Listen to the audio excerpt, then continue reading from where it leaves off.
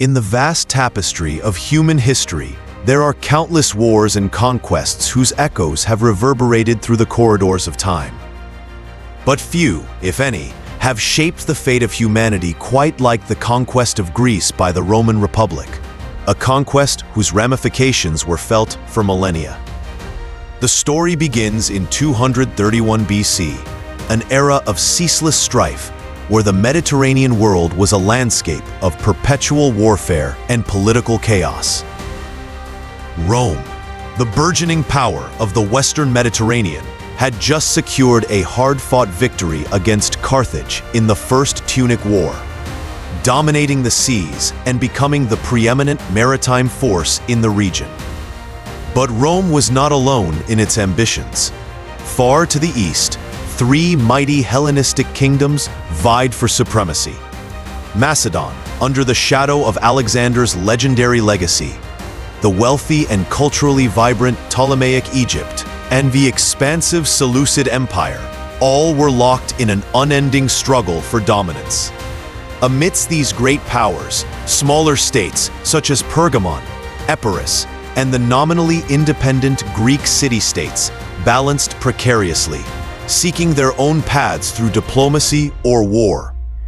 Into this volatile mix stepped the kingdom of Illyria, which stretched across what we now know as Albania and Dalmatia, a land of rugged mountains and fierce, independent tribes. Illyria had long been considered barbarous by its Greek neighbors.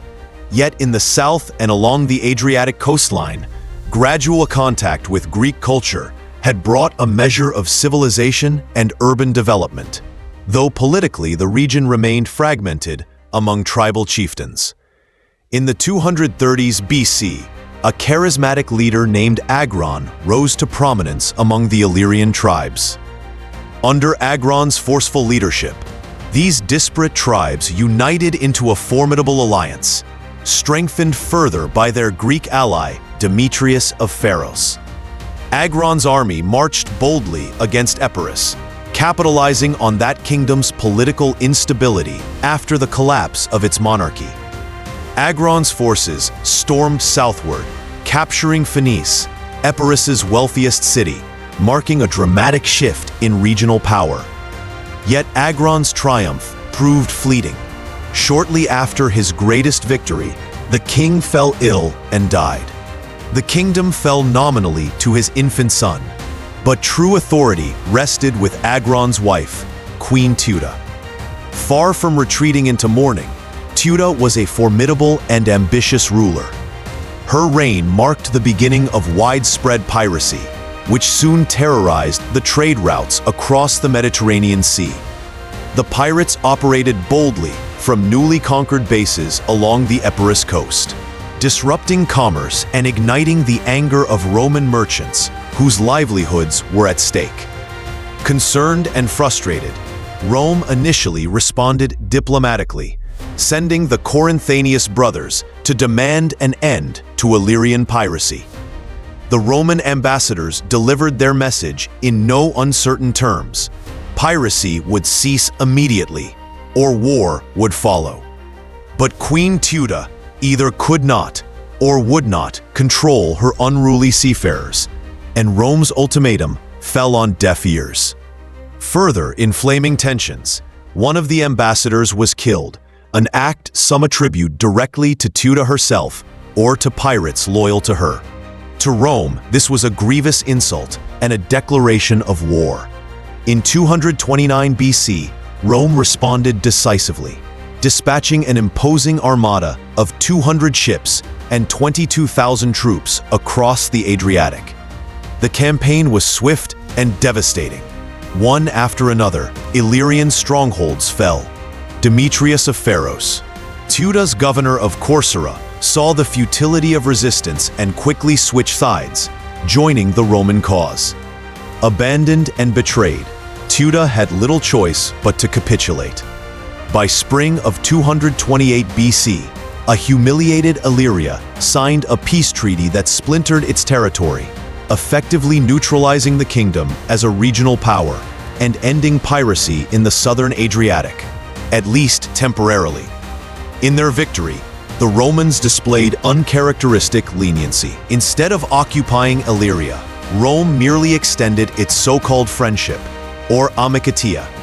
Yet behind this benign facade was the subtle implication that being Rome's friend meant submitting to Rome's political influence, transforming Illyria into a client state.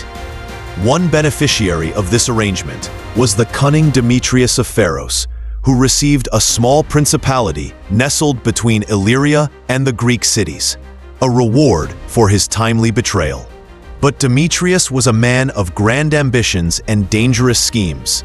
Unsatisfied with his minor domain, he sought graver power by marrying Teuta, the mother of Agron's heir.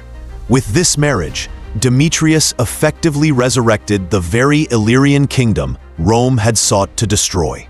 Emboldened by Rome's apparent inaction, a consequence of the Republic's preoccupation with a Gallic threat to the north, Demetrius launched raids into Roman-allied territories along the Adriatic. Believing Rome too preoccupied or unwilling to respond, Demetrius grew ever bolder. In 220 BC, he assembled a fleet of 90 ships and ravaged cities along the Adriatic coastline, brazenly defying the peace treaty he himself had benefited from. It was a fatal miscalculation. By 219 BC, Rome had decisively concluded its Gallic War and now turned its full fury back upon its treacherous former ally. The Roman response was swift and overwhelming. Demetrius sought refuge in the fortresses of Dimulum and his home island of Pharos, but neither stronghold could withstand Rome's determined assault. Pharos fell rapidly after a reckless sortie failed disastrously, leaving Demetrius no choice but to flee.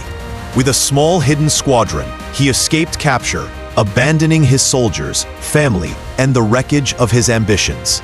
Yet Demetrius's escape was not without purpose. He sailed southward, reaching the shores of Actium, where King Philip V of Macedon had anchored his fleet. Welcomed warmly by Philip, Demetrius quickly rose to become a trusted advisor, whispering in the young king's ear words that would soon reshape the balance of power. Rome, victorious once again, withdrew its troops from the Adriatic region, leaving only the bitter memory of betrayal and a simmering tension that foreshadowed greater conflicts to come. Macedon had now witnessed Rome's resolve and power firsthand, a lesson Philip V would soon have cause to remember. In Macedon itself, meanwhile, the throne had seen tumultuous transitions. Following the death of Antiochus II, Gonatas, in 239 BC, his successor, Demetrius II, oversaw a quiet but weakening decade, ultimately leaving his kingdom vulnerable upon his death. With the heir, Philip V, still a child, regency fell to a distant relative, Antiochus Doson, a man less famous but no less capable. Antiochus Doson quickly consolidated his power, driving back Illyrian incursions, subduing rebellious city-states, and restoring Macedonian influence over mainland Greece. Under Doson's steady hand, Macedon flourished. He secured the kingdom's northern and southern frontiers, reaffirmed internal stability, and safeguarded Philip's succession. But Doson's sudden death in 221 BC thrust young Philip V onto the throne, just as Rome and Carthage teetered on the brink of a new and bloody war. As the Second Punic War erupted in the west, with Hannibal's daring march across the Alps and stunning victories at Trebia and Lake Trasimene, Philip saw opportunity in Rome's peril. Encouraged by Demetrius of Pharos, now his trusted counselor, Philip aimed to exploit Rome's vulnerability by aligning himself with the seemingly unstoppable Hannibal. What followed was a diplomatic gamble whose consequences would reverberate far beyond Philip's expectations, setting the stage for the clash of empires and a series of wars that would ultimately determine the fate of the entire Mediterranean world. Philip V's strategic vision became clear after Hannibal's monumental victory at Cannae in 216 BC, a battle in which Rome suffered catastrophic losses. The Macedonian king, now believed the Roman Republic stood on the brink of collapse, ripe for exploitation. He dispatched envoys to Hannibal, seeking a formal alliance, dreaming of jointly carving up Rome's dominion. Yet, fortune was not entirely on Philip's side. One of his ambassadors, Xenophanes, was intercepted by Roman patrols while traveling through Italy. Though quick-thinking Xenophanes initially deceived his captors by professing peaceful intentions, fate intervened. Captured again on his return journey, the Romans discovered documents confirming Philip's clandestine alliance with Hannibal. This revelation sent shockwaves through Rome, alerting them to the dangerous new threat rising in the east. Undeterred, Philip intensified his ambitions.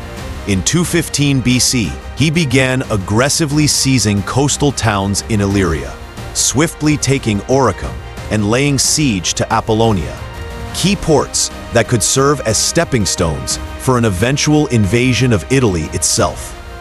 Roman commander Marcus Valerius Laevinus, recognizing the grave danger, quickly sailed to the region with 55 warships, lifting the siege at Apollonia and recapturing Oricum. Philip, thwarted at sea, retreated, burning his own ships to prevent their capture, and withdrew overland, but he was far from defeated. Between 213 and 212 BC, Philip's armies struck again, this time through rugged mountain passes into Illyria, overwhelming Roman allies and capturing strategic towns.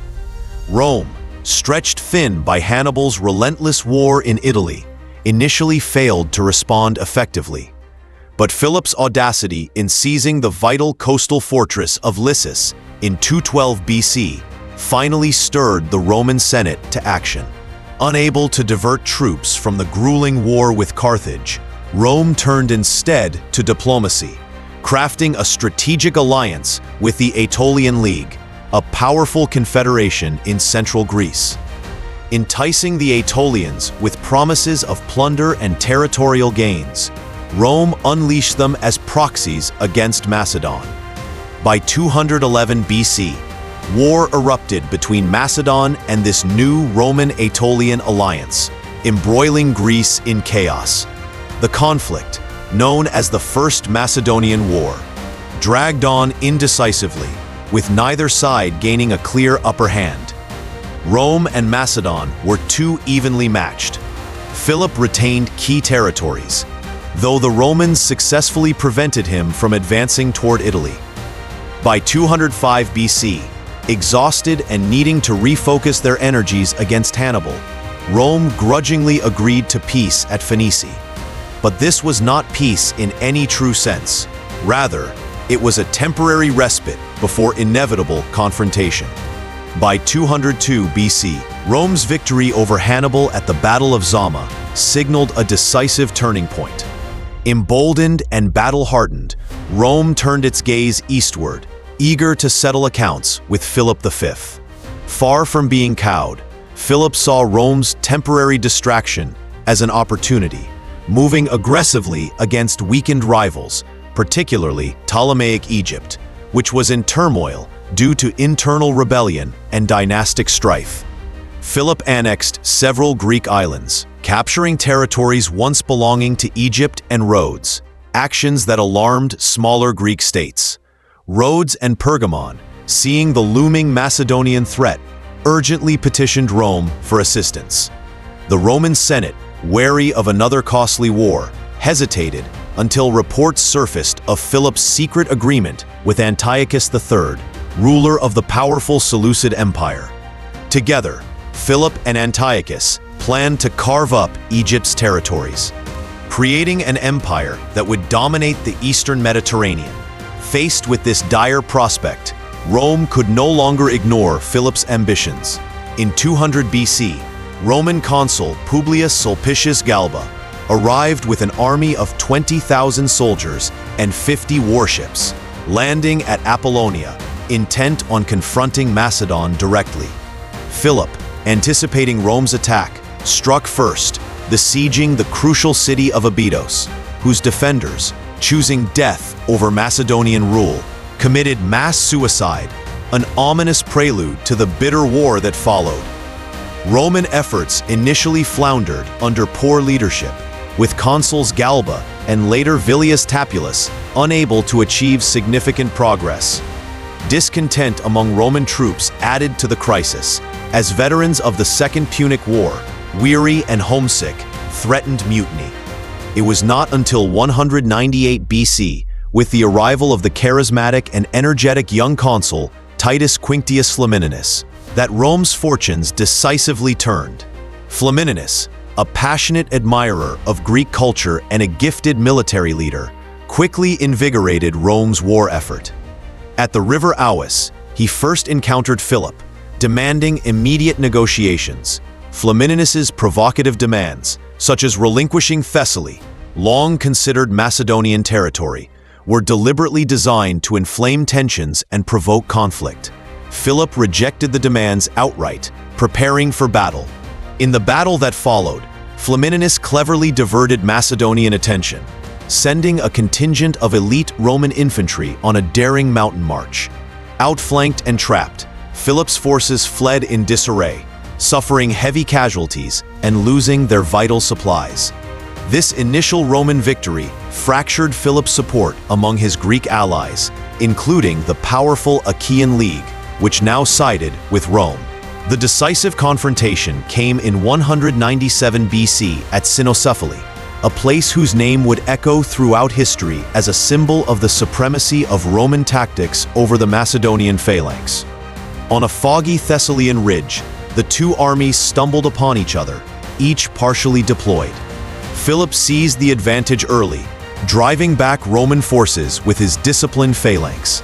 But as he pressed forward, the rigid Macedonian formation fragmented on uneven ground, exposing vulnerabilities. Flamininus, quick to exploit this weakness, rallied his legions, which expertly penetrated the phalanx's gaps. Macedonian soldiers, trapped in their cumbersome formations, were systematically slaughtered or captured. Philip himself barely escaped.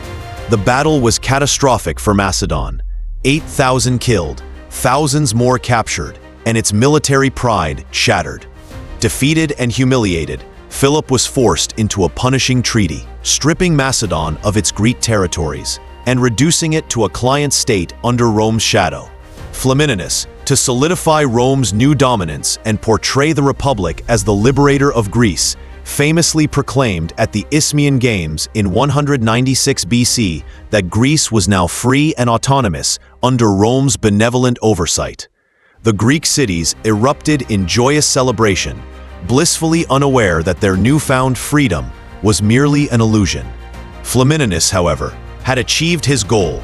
Rome had firmly planted itself in Greek affairs, and its influence would only deepen. But Macedon was not Rome's only concern in the east. Antiochus III of the Seleucid Empire, emboldened by recent conquests and confident in his vast empire, openly defied Roman warnings to stay out of Greek affairs. Antiochus's ambitions extended beyond Asia Minor. He sought to reclaim former Greek territories, asserting his dominance across the Hellespont and into Thrace, dangerously close to Roman-held territories. Rome, determined to protect its newly won influence, dispatched diplomatic envoys demanding Antiochus withdraw. These demands were met with contempt, prompting Rome to prepare for yet another confrontation, this time against a far more formidable adversary. Thus began Rome's collision course with Antiochus III, marking the start of a new conflict, the Seleucid War, whose outcome would determine the true master of the Eastern Mediterranean. On the horizon loomed a great showdown, where legendary generals, ancient kingdoms, and the destinies of countless peoples would hang in the balance. The looming clash between Rome and Antiochus III, known as Antiochus the Great, was no mere regional skirmish. It was an epic confrontation that would decide who would rule over the riches and cultural treasures of the Eastern Mediterranean. Antiochus was no ordinary opponent. Having recently concluded victorious campaigns against Egypt, the Seleucid Empire now stretched further than ever, encompassing vast territories from Syria and Asia Minor to distant Persia. He envisioned himself as the rightful successor of Alexander the Great, destined to unify the fractured Greek world under his banner.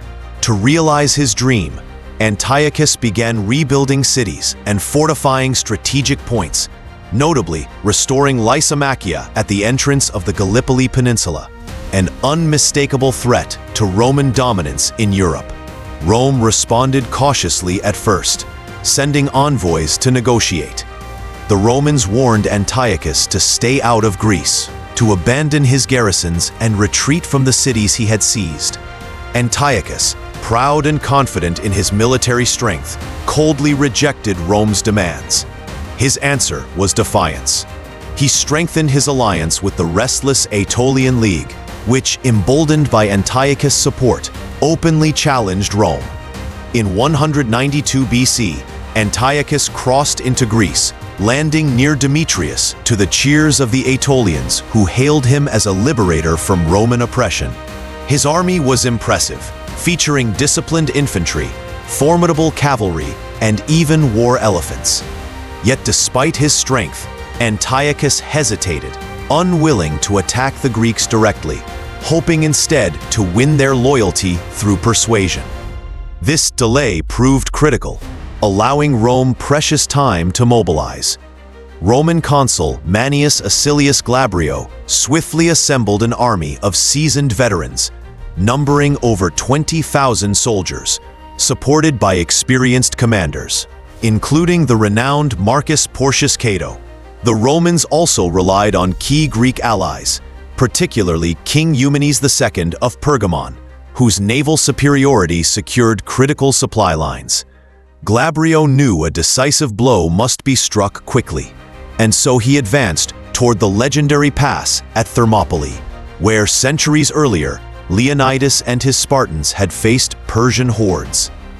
Antiochus saw the strategic brilliance of this position and fortified the narrow pass, constructing defensive walls and deploying his forces effectively, hoping to repeat history's lesson of how a smaller force could halt a superior army. But the Romans, well-versed in Greek history, knew the vulnerabilities of Thermopylae. Glabrio dispatched Cato with a strong detachment through hidden mountain paths, launching a surprise attack on the Seleucid flank. Initially, Antiochus's Aetolian allies fiercely defended the high ground, but relentless Roman assaults overwhelmed them. Trapped between the Roman frontal assault and Cato's forces descending from the mountains, Antiochus's army broke under pressure. The Seleucid king narrowly escaped on horseback, leaving behind thousands of dead and captured soldiers. Defeated but not yet broken, Antiochus retreated to Asia Minor, determined to regroup and counterattack. The Romans, now confident and emboldened, pressed their advantage. Rome's navy, combined with the fleets of Pergamon and Rhodes, delivered severe defeats to Antiochus's forces near Chios and later at Myonessus, decisively wresting control of the Aegean Sea. The Seleucid navy, crippled and blockaded, ceased to pose any further threat. Yet Antiochus refused to yield easily. He summoned reinforcements from his empire's farthest reaches, warriors from Cappadocia, fierce Galatian mercenaries, heavy-armored cataphract cavalry from the Iranian plateau, and even the legendary Hannibal Barca, the exiled Carthaginian general whose hatred of Rome still burned fiercely. Though Hannibal's involvement alarmed Rome, the once mighty Carthaginian general's naval expedition ended in failure at Eurymedon, marking a tragic and quiet end to his storied military career. As Rome planned its invasion of Asia Minor, command was given to the renowned Scipio brothers, Lucius Cornelius Scipio and his celebrated sibling, Publius Cornelius Scipio Africanus, conqueror of Hannibal at Zama. Under their command, Roman legions crossed the Hellespont in late 190 BC, pushing deep into Antiochus's territory. The decisive battle occurred at Magnesia, near Mount Sipylus.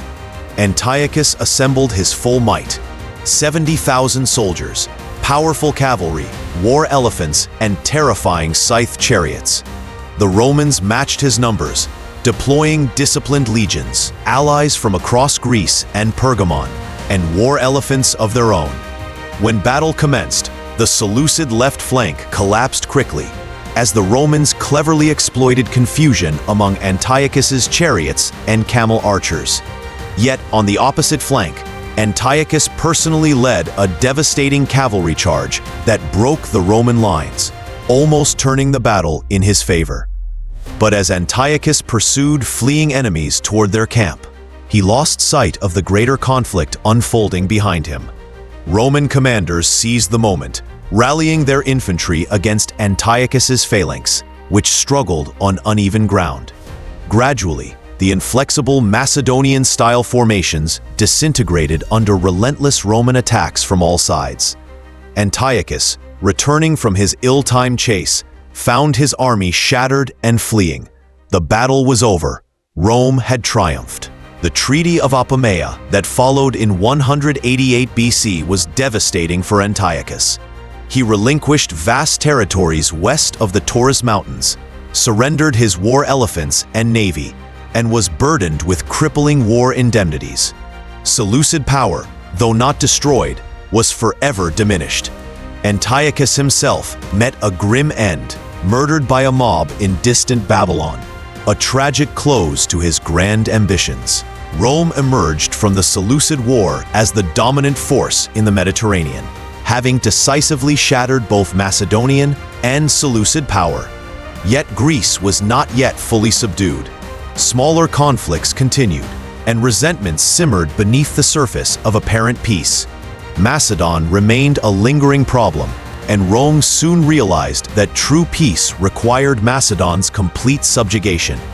In the years following Rome's victories, Philip V's successor, Perseus, rebuilt Macedon's military and stirred nationalism among the Greeks, becoming a symbolic figure of resistance to Roman authority. Eumenes II of Pergamon, fearing Macedon's revival, incited Rome to action once again. In 171 BC, the Third Macedonian War erupted. Perseus initially enjoyed successes, such as the victory at Callinicus, raising Greek hopes of liberation. But Rome, determined to eliminate Macedon permanently, appointed the seasoned general Lucius Aemilius Paulus to command. In 168 BC, the armies clashed decisively at Pydna.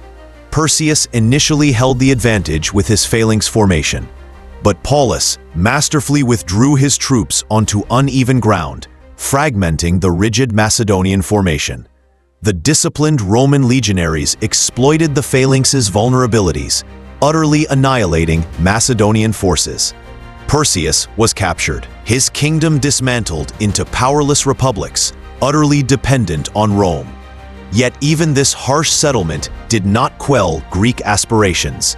20 years later, a pretender named Andriscus, claiming to be Perseus's son, rekindled rebellion, sparking the Fourth Macedonian War.